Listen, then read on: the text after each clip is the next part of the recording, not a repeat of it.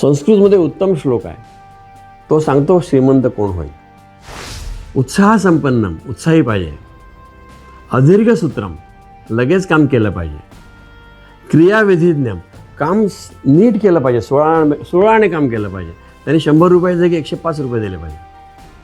व्यसनेषु असक्तम, कुठलं व्यसन नको, नाहीतर काम बरोबर नाही जमत. शूरम, शूरवीर पाहिजे, कठीण काम करणारा पाहिजे. कृतज्ञम, जो मदत करेल त्याला धन्यवाद म्हणणारा पाहिजे. आणि दृढ सौहृदमच, म्हणजे त्याला मित्र पण चांगले पाहिजे. तर तो माणूस श्रीमंत होतो, लक्ष्मी त्याच्याकडे येऊन राहते. लक्ष्मी स्वयं याते निवास येते. बघा, हे कलियुग आहे. आजार येऊ शकतो, अपघात येतो, अडचण येते, अचानक पैसे लागतात. म्हणून आपल्या गाठी बचतीचे पैसे हवेच हवे. गुजरात हा भारताचा 5% लोकसंख्या आणि 5% भूभाग असलेला राज्य आहे. पण देशातल्या कंपन्यांचे 25% शेअर्स गुजरातमध्ये आहे. 2च प्रकारे माणूस गरीब होतो, आजारपण आणि लग्न. तर आजारपण टाळण्यासाठी आरोग्याबद्दल शिकणे हे सगळ्यात छान. आता मी सांगतो ते नीट समजा. जे राजासारखं लग्न करतात ना, ते आयुष्यभर भिकाऱ्यासारखे राहतात. आणि जे भिकाऱ्यासारखं लग्न करतात ते आयुष्यभर राजासारखे राहतात, कारण बचत होते.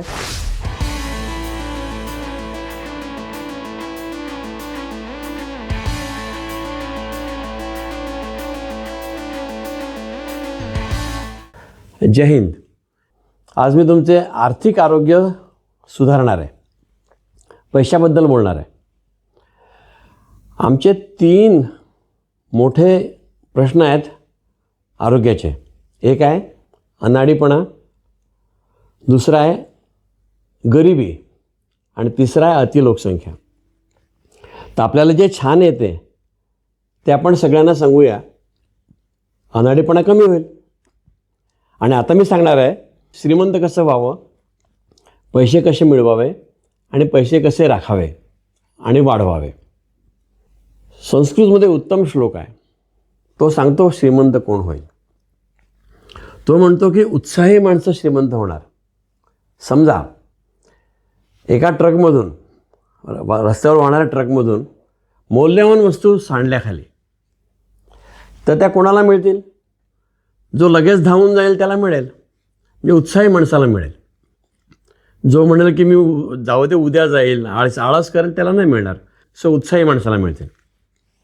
आणि जो लगेच जाईल त्याला मिळेल. लगेच जो उशीर करतो त्याला दीर्घसूत्री म्हणतात, आणि जो लगेच करतो त्याला अदीर्घसूत्री म्हणतात. मग समजा ते विहिरीत पडलं, ते सामान विहिरीत पडलं, तर ज्याच्याकडे ज्ञान आहे विहिरीत उतरून कसं काढायचं, किंवा आंबे लागले आहेत, हापूस आंबे लागले, काढायचे, जो काढेल त्याला मिळेल. त्याची कामाची क्रिया नीट आली पाहिजे.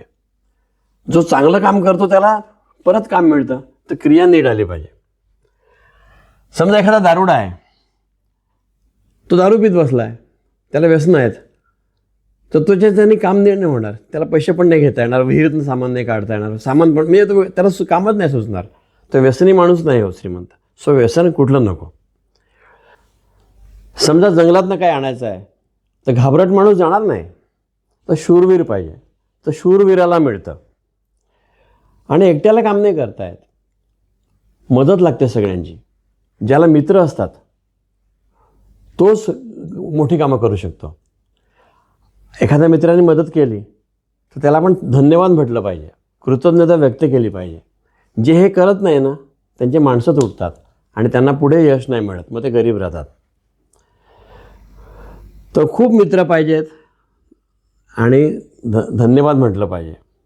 अशा लोकांकडे लक्ष्मी येऊन स्वतः राहते, आपण श्रीमंत होतो. याचा श्लोक आहे, मी तुम्हाला सांगतो ना, अर्थ पण सांगतो. श्लोक असा आहे, उत्साह संपन्नम, उत्साही पाहिजे. अदीर्घ सूत्रम, लगेच काम केलं पाहिजे. क्रियाविधिज्ञम, काम नीट केलं पाहिजे, सोळाने काम केलं पाहिजे. त्यांनी 100 रुपये जागी 105 रुपये दिले पाहिजे. व्यसनेषु असक्तम, कुठलं व्यसन नको, नाहीतर काम बरोबर नाही जमत. शूरम, शूरवीर पाहिजे, कठीण काम करणारा पाहिजे. कृतज्ञम, जो मदत करेल त्याला धन्यवाद म्हणणारा पाहिजे. आणि दृढ सौहृदमच, म्हणजे त्याला मित्र पण चांगले पाहिजे. तर तो माणूस श्रीमंत होतो, लक्ष्मी त्याच्याकडे येऊन राहते. लक्ष्मी स्वयं याते निवास येतो. उत्साह संपन्नम, अदीर्घ सूत्रम, क्रियाविधिज्ञम व्यसनेषु असक्तम शूरम कृतज्ञम दृढसहृदम च लक्ष्मी स्वयं याते निवास येतो. अशा माणसाचं कुठलंही काम असफल होत नाही, त्याला कोणी कामावरून काढत नाही. तो जे काम हातात घेईल त्याला यश आणि त्यानंतर पैसे, तसे पैसे मिळवायचे. पण असलेले पैसे कसे राखायचे आणि वाढवायचे हे सांगत आहे. बघा, हे कलियुग आहे. आजार येऊ शकतो, अपघात येतो, अडचण येते, अचानक पैसे लागतात. म्हणून आपल्या गाठी बचतीचे पैसे हवेच हवे. म्हणून नियम पहिला, 10 रुपये कमवत असाल ना तर 1 रुपया बचत करा. 9 रुपयेच कमावले समजा आणि त्यावर संसार करा.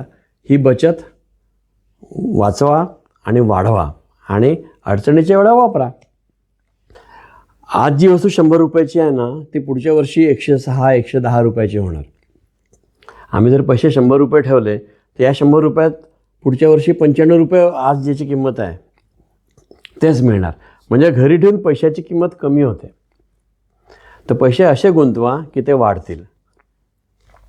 कुठे वाढतील बरं? बचत खात्यामध्ये 3% व्याज मिळतं. जर आपण मुदत ठेवली तर त्यात 6% मिळतं, पण 3-5 वर्षासाठी ठेवायला लागेल. सरकारी योजनांमध्ये 7%, 7.5%, कुठे 8% मिळतात. पण जास्त जर मिळायचे असतील तर ते एका ठिकाणी मिळतात. तो आहे शेअर बाजार, शेअर्समध्ये. पण शेअरची भीती वाटते. त्यासाठी मी आज बोलत आहे की गुजरात हा भारताचा 5% लोकसंख्या आणि 5% भूभाग असलेला राज्य आहे. पण देशातल्या कंपन्यांचे 25% शेअर्स गुजरातमध्ये आहे. गेली 5 वर्षात दरवर्षी करोडो नवीन लोक शेअर्समध्ये उतरायला लागले आहेत. आजकाल दर 10व्या घरी कुठलं ना कुठलं शेअर्स किंवा बॉन्ड्स किंवा अशी गुंतवणूक आहे. तर ही जाणा आणि शहाणे व्हा. शेअर काय असतात बरं?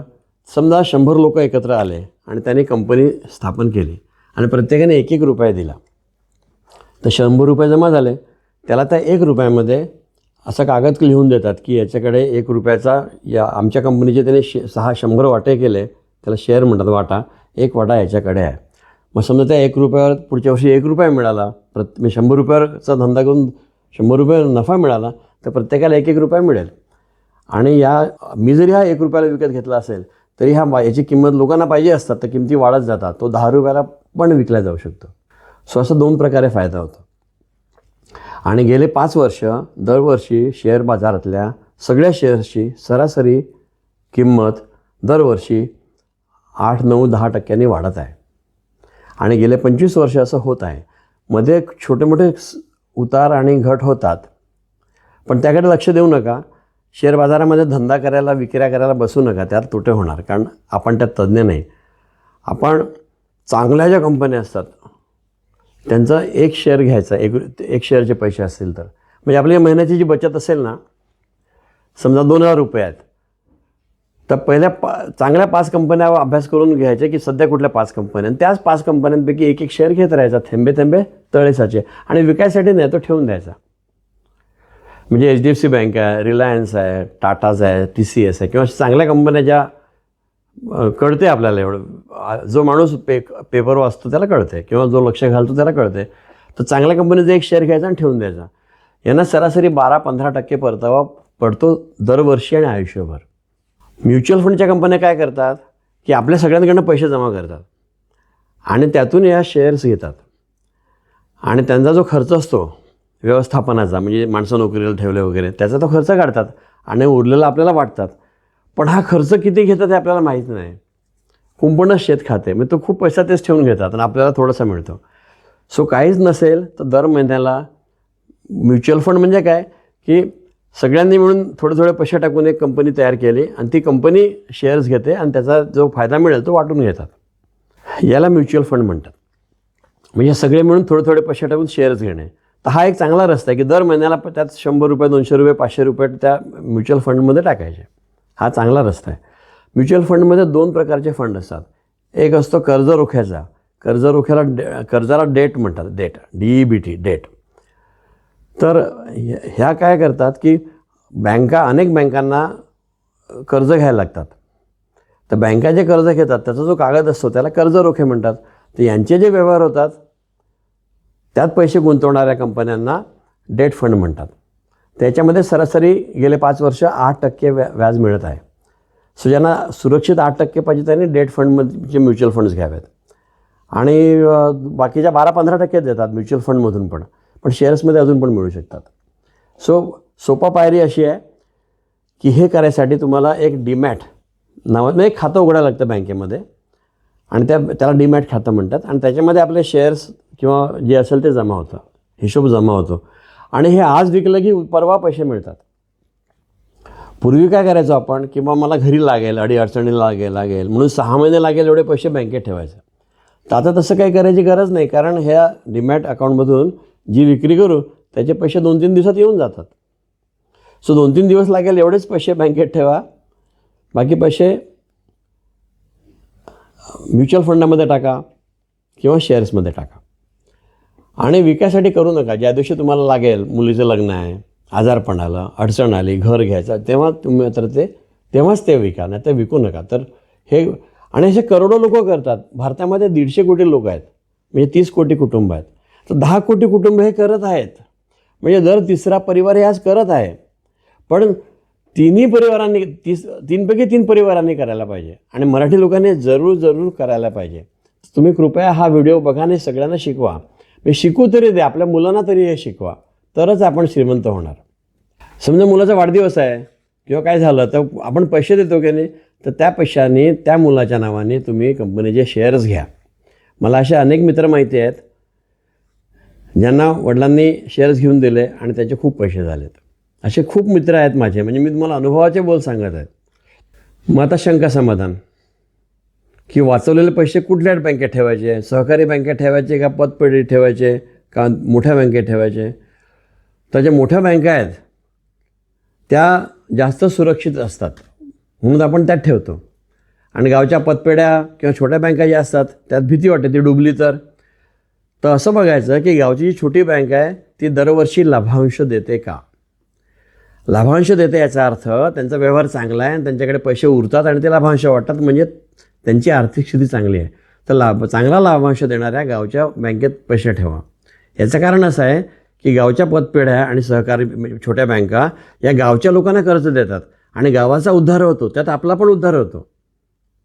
पण मोठ्या बँकेला पैसे दिले ना की ते पैसे दुसऱ्या राज्यात किंवा दुसरीकडे जातात. म्हणजे असं आहे की समजा महाराष्ट्रामध्ये आपण सगळ्यांनी 100 कोटी रुपये जर बँकात ठेवले बचतींमध्ये, ते जर छोट्या पतपेढ्यांमध्ये असतील तर ते 100 कोटी रुपये महाराष्ट्रातल्या उद्योगधंद्यांना मिळतील, आपल्या गावच्या रिक्षा घ्यायला, भाजीवालेला, घराला, ज्याला त्याला. पण मोठ्या बँकांचे पैसे मोठ्या उद्योगपतींना जातात. त्याला क्रेडिट डिपॉझिट रेशो असं पण म्हणतात. म्हणजे महाराष्ट्रातनी समजा 100 कोटी रुपये डिपॉझिट केले तर महाराष्ट्रातल्या उद्योगांसाठी जर 100 रुपये कोटी परत आले असतील तर तो रेशो 1 होतो. पण गेली 75 वर्षे हा रेशो कमी आहे, म्हणजे आपले पैसे बाहेर जातात. सध्या तो 1 आहे, पण याच्यामध्ये आपल्या गावाचं भलं आहे की आपण छोट्या बँकांमध्ये पैसे ठेवावे. फक्त हे बघा की त्या प्रॉफिटमध्ये आहेत आणि त्या लाभांश देतात. नंतर आपण या पैशाने सोनं घेऊ शकतो का, तर घेऊ शकतो. पण आपण सोनं बाहेर परदेशातून आणतो आणि ते पैसे डेड मनी होतात, म्हणजे ते पडून त्या पैशाचे त्यातून व्यवहार होत नाही. आपण जर शेअर्स घेतले किंवा सुवर्ण रोखे घेतले तर ते पैसे दुसऱ्या उद्योगधंद्याला वापरल्यामुळे देशाची प्रगती होते आणि आपल्याला व्याज पण मिळतात. मग सोनं घेताना त्याला हॉलमार्क आहे असं बघा. हॉलमार्क म्हणजे त्याच्या गुणवत्तेची पावती असते ती, तर त्याचे विकताना परत पैसे मिळतात. हॉलमार्क नसेल तर तुम्हाला खूप कमी पैसे परत मिळतात. हॉलमार्कवालेच सोन्याच्या वस्तू घ्या. मग लोकांना शंका असते की विमा ही बचत म्हणून घ्यावा का, विमा हा खर्च आहे की विमा ही बचत आहे. तर विमा हा खर्च आहे, विमा ही बचत नाही आहे. मग कुठला विमा घ्यावा, कारण विम्यावर 1%च परतावा आहे, बचतीवर 3% परतावा होता. म्हणजे तो गुंतवणूक म्हणून विमा करायचा नाही. मी मेला तर माझ्या कुटुंबाचं भलं झालं पाहिजे ही कोणाला भीती आहे, जो कमावतो त्याला ना. जो कमवतच नाही तो मेल्याने कुटुंबाचं कसं हानी होईल. तर न कमवणाऱ्याचा विमा करू नका. आपण विमा काढला की विमा एजंटला पैसे मिळतात. प्रत्येक वेळा आपण पैसे भरले की 1 हप्ता हिस्सा त्याला मिळतो. त्यामुळे तो आपल्याला महागात महाग विमा देतो. तर महाग विमा घेऊ नका. विमा तुम्ही अशा प्रकारे घ्या. तरुण लोक अपघाताने मरतात, त्यांना अपघाताचा विमा पाहिजे तो घ्या. नंतर आरोग्य विमा घ्या आणि लग्नानंतर जीवन विमा लाईफ इन्शुरन्स घ्या. आणि फुल आयुष्याचं घेऊ नका, टर्मचं घ्या. म्हणजे आपण निवृत्त 50 वर्षात होणार असो समजा, तर 50 वर्षाच्या वयापर्यंत तेवढ्या वर्षांचाच घ्या, म्हणजे 10-20 वर्षांचा घ्या असं सांगायचं आहे. त्याने तुम्हाला हप्ता कमी लागतो. आणि न कमावणाऱ्याचा विमा काढू नका. पैशासाठी आपण वाचवायसाठी म्हणून जमीन किंवा फ्लॅट घ्यावे का, तर घ्यावे. त्यात सर्वात जास्त पैशाची वाढ ही रिअल इस्टेटमध्ये आहे, म्हणजे फ्लॅट्स किंवा जमिनीमध्ये आहे. पण फ्लॅट किंवा जमीन तुम्हाला एक पैसे लागल्याबरोबर विकता नाही येत, किंवा विकले तर कमी पैसे मिळतात. तर ते विकायला 6 महिने वर्ष लागेल. असे जेव्हा शक्य आहे तेव्हाच त्या वस्तू घ्या.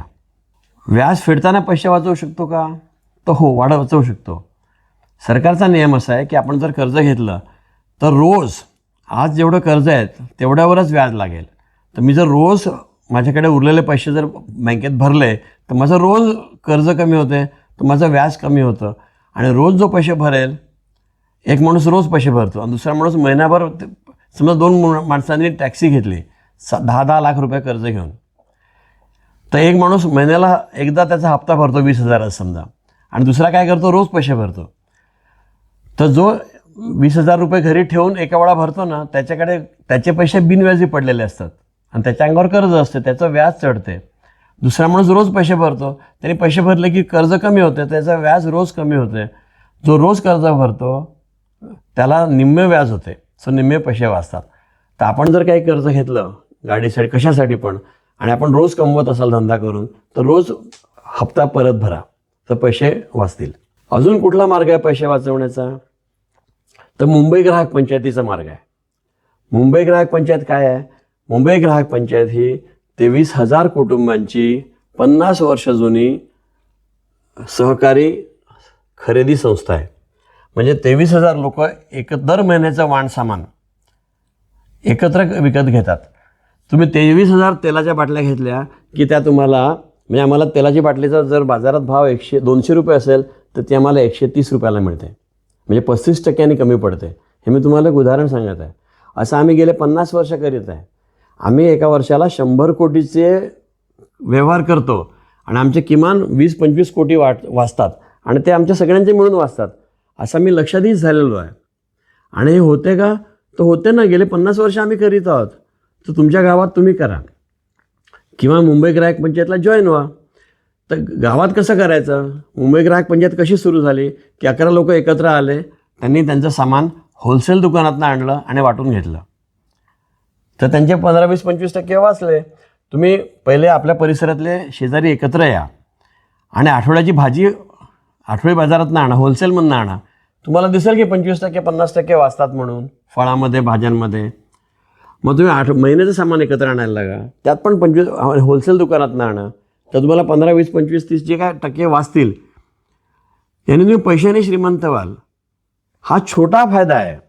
मोठा फायदा असा आहे की तुम्ही दर हप्त्याला, महिन्याला एकदा भेटाल ना, तर तुम्हाला जीवलग मित्र भेटतील जे तुमच्यासाठी जीव देतील आणि घेतील सुद्धा. कलियुग आहे, आपल्याला मित्रांची खूप गरज आहे. तर माणसं जोडा. असा अभ्यास आहे की सुखी, निरोगी, दीर्घायुषी, परत सांगतो, सुखी, निरोगी, दीर्घायुषी कोण आहेत? राजे आहेत का? नाही. श्रीमंत आहेत का? नाही. तर कोण आहेत? तर ज्यांना मित्र आहेत ते आहेत. तर या योजनेने माणसं जोडले जातात. म्हणून तुम्ही हे जरूर करा. आणि जर काही मार्गदर्शन लागलं तर इंटरनेटवर मुंबई ग्राहक पंचायत लिहा, वेबसाईट बघा, तिथे फोन नंबर आहे, ईमेल ID आहे, तुम्हाला जरूर मार्गदर्शन मिळेल. अजून कसे पैसे वाचतील? सर्वाधिक खर्च हा औषधांचा खर्च आहे. तर जेनेरिक औषधं म्हणजे औषध तेच असते, त्याचं आपण जसं टोपण नाव ठेवतो तसं विक्रीसाठी एक नाव ठेवतात, त्याला ब्रँड नेम म्हणतात. ब्रँड नेम असलेल्या औषधी महाग पडतात, त्यांचे विक्रीचे खर्च असतात जे काय असेल. आणि जेनेरिक म्हणजे मूळ नावाने विकलेले औषधं स्वस्त पडतात. आपल्याला भीती वाटते की जेनेरिक औषध चांगलं आहे की नाही. तर या माहित्या बघा, सगळ्या सरकारी दवाखान्यात जेनेरिक औषधं मिळतात. तुमचे डॉक्टर त्यांच्या पुड्या बांधून देतात, ते जेनेरिक औषधं असतात. जगात सर्वात जास्त देशांमध्ये सर्वाधिक लोक जेनेरिक औषधं वापरतात आणि ती सगळी भारताने पाठवलेली असतात. आपण जगाचे सगळ्यात मोठे औषध निर्यातदार आहेत जेनेरिक औषधांचे. आपल्या जवळचा औषध दुकानदाराशी दोस्ती करा आणि त्याला सांगा की बाबा तू तुझ्या घरी ज्या जेनेरिक कंपनीचं घेशील ते मला दे, तर तो तुम्हाला चांगलं औषध देईल. डॉक्टरला शपथ घ्यायला लागते की मी माझ्या मुलाला करेल तसं तुमच्या मुलाला करेल, माझ्या भावाला करेल तसं तुम्हाला करेल, म्हणजे स्वतःला करेल ते तुम्हाला करेल. तसं सगळ्यांनी ही शपथ घ्यायला पाहिजे की मी माझ्यासाठी करेल तेच माझ्या गिऱ्हाईकासाठी करेल, तर चिटिंगच बंद होऊन जाईल. पण केमिस्टला मात्र असं सांगा की बाबा तुझ्या घरच्यासाठी तू देशील तर ते मला दे. महाराष्ट्रातल्या ज्या चांगल्या कंपन्या आहेत ना त्यांची औषधं तुम्ही घ्या, ती चांगली आहे. महाराष्ट्र गुजरातमध्ये गुणवत्ता एकदम छान आहे. 2च प्रकारे माणूस गरीब होतो, आजारपण आणि लग्न. तर आजारपण टाळण्यासाठी आरोग्याबद्दल शिकणे हे सगळ्यात छान. आरोग्य आणि आजाराची माहिती घेतली तर कमीत कमी पैशामध्ये आपलं आरोग्य छान राहते. ही सगळ्यांना वाटा. शेजारच्या घरी आग लागली की तुमच्या घरी लागणार, शेजारच्या आजारी पडले की तुम्ही आजारी पडणार. गावातच आजारपण नको. आणि सगळ्या लसी घ्या. आणि दुसरा कशामध्ये होतो खर्च, कशाने कर्ज येतात तर लग्नांमुळे. आता मी सांगतो ते नीट समजा. जे राजासारखं लग्न करतात ना ते आयुष्यभर भिकाऱ्यासारखे राहतात, आणि जे भिकाऱ्यासारखं लग्न करतात ते आयुष्यभर राजासारखे राहतात, कारण बचत होते. लग्नानंतर बाळंतपण येते, त्यात खर्च लागू शकतो, बाळाला खर्च लागू शकतो, काय अचानक गडबड. लग्नामध्ये सावधान बनतात. सावध होऊन लग्न भिकाऱ्यासारखंच लावलं पाहिजे आणि बचत करून ती पैसे अडचणीसाठी ठेवलं पाहिजे. निवृत्तांनी काय करायचं, तर निवृत्तांनी हे बघायचं की आपला महिन्याचा खर्च किती आहे, महिन्याचा खर्च किती आहे, औषधांचा खर्च वाढत जातो तो किती आहे, आपल्याला काही प्रवास करायचा आहे त्याचा खर्च किती आहे, मग लग्नामध्ये देणं घेणं असते त्याला किती आहे, असं जुळवा. 1 महिन्याचा खर्च काढा, त्याला 12ने गुणा, हा तुमचा वर्षाचा खर्च झाला. एवढं व्याज मिळेल एवढी तुमची गुंतवणूक पाहिजे. म्हणजे आपण जर 12 लाख रुपये जर गुंतवले 10% व्याजाने म्हणजे मी सांगितलं त्याप्रमाणे, तर तुम्हाला दर महिन्याला 10,000 रुपये खर्च करता येतील. असं मी खूप बघितलं आहे की बाबा निवृत्त झाले, ते पैसे लग्नात उडवले आणि बाळंतिणीला त्रास झाला, कठीण झालं सगळं. बँकांमध्ये 100,000 कोटी रुपये काय पडलेले आहेत, कारण जे लोक मेले त्यांचे पैसे घ्यायला कोणी नाही. तर याला म्हणतात वारसाचं नाव लिहून द्या. आपण 4 लोकांचं नाव लिहू शकतो. तर हा व्हिडिओ बघणाऱ्यांनी आज आपल्या बँकेत जाऊन मी मेलं तर माझे पैसे कोणाला द्यायचे हे आज लिहा, बँकेत लिहा, आपल्या शेअर सर्टिफिकेटवर लिहा, घराच्या सगळ्या कागदांना एक वारस लिहा. तुम्ही 4 वारस बँकेत देऊ शकतात. हे झालं नंबर 1. आणि दुसरं म्हणजे रोज रस्त्याला 5 लाख लोक दरवर्षी मरतात, अपघात होतातच. तर आपण मरणाचं स्मरण ठेवून आज आपण आपलं इच्छापत्र, म्हणजे मी मेल्याचं माझ्यानंतर माझ्या जे काय आहे पैसे, संपत्ती, घर, ते कोणाला कसं द्यायचं हे लिहून काढा. हे किती पण वेळा बदलता येते. एक कोरा कागद घ्या, आपल्याकडे काय काय आहे, सोनं, नाणं, पैसे, जमीन जे आहे त्याचे लिहून काढा. आणि मी जर मेलो अचानक त्याचं काय करायचं हे लिहून काढा. आणि त्याचा फोटो काढा आणि तो व्हॉट्सॲपने सगळ्या आपल्या नातेवाईकांना पाठवून द्या. नवरा बायकोने अलग अलग कागद करा तर सोयीचं आहे. एक केला तरी चालतो, पण अलग अलग केला तर जास्त सोयीचं होईल. या कागदावर 2 साक्षीदारांची सही घ्या. आपला मानसिक स्थिती चांगली आहे अशा वेळा आपण करायला पाहिजे. जमलं तर डॉक्टरकडनं दाखला घ्या की आमचं मानसिक स्थिती चांगली आहे. हे मात्र जरूर करा. व्हॉट्सॲपमध्ये करून सगळ्या नातेवाईकांना पाठवून द्या, म्हणजे सगळ्यांना माहिती होऊन जाईल. आणि हा किती पण वेळा बदली करता येते. तर एवढं जरूर करा. नंतर शेअर्सबद्दल मार्गदर्शन नेटवर अवेलेबल आहे. 5 पैसा एंजल, झिरोदा, ग्रो असे चांगले ॲप्स आहेत. आणि यूट्यूबवरचे व्हिडिओ बघून आपल्याला शिकायला मिळतं. शिकायला अनंत आहे आणि ज्याला शिकायचं त्याला मोफत अवेलेबल आहे. तर जरूर शिका आणि सगळ्यांना शिकवा. आपण शिकलेलं विसरतो, शिकवलेलं लक्षात राहतं. म्हणून आज जे चांगलं ऐकलं ते 5 लोकांना सांगा. आणि श्रीमंत व्हा, लक्ष्मी तुमच्याकडे येऊ. ही खरी लक्ष्मीपूजा आहे. तर येणाऱ्या लक्ष्मीपूजनाच्या आधी हे प्रत्येक मराठी घरी गेलं पाहिजे. आपण श्रीमंत मराठी समाज करूया. पेशव्यांना श्रीमंत म्हणायचे, तर आपण कर्तृत्व आणि श्रीमंत होऊया. धन्यवाद. डॉक्टर हेमंत जोशी, विरार.